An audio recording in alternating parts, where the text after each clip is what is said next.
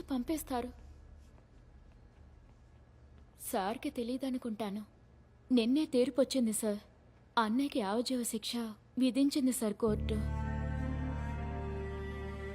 ఇదంతా సరిపోలేదా సార్ మీకు? ఇప్పుడు మాకిల్లు లేదు, దాంతోటి కేసు జరిపించాం.